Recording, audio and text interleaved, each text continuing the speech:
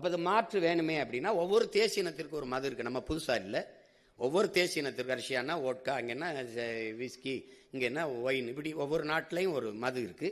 அப்போ நம்முடைய பாரம்பரியம் வந்து பண்டை காலம் தொட்டு சங்க ஐவையும் அதிகமானமே கல் உண்டு பேசி கொண்டிருந்தாருன்னு. கல் மது இல்லை, உணவின் ஒரு பகுதின்னு தான் இந்திய அரசியலமைப்பே சொல்லுது. எங்கள் அப்பா நல்லசாமி பேசிகிட்டே வருவாங்க, அதனால சொல்லுது.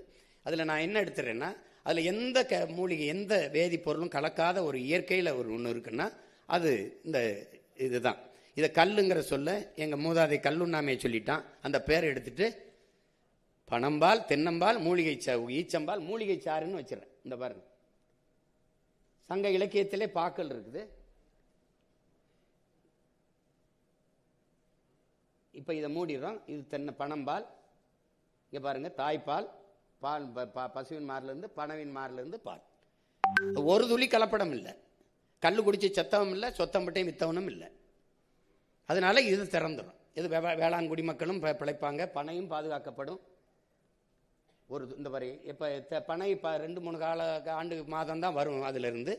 அப்புறம் தென்னை வந்து எல்லா காலத்திலையும் இது பாலை விடும். அதனால தென்னையை 3 ஆண்டுகளில் வந்துடுது. தென்னை வந்த உடனே கணக்கில்லாத தென்னை மரங்களை நட்டு அதை எடுத்துக்கிறேன். தென்னையில் பதநீரும் காய்ச்ச முடியும், பதநீரும் எடுத்துக்க முடியும்.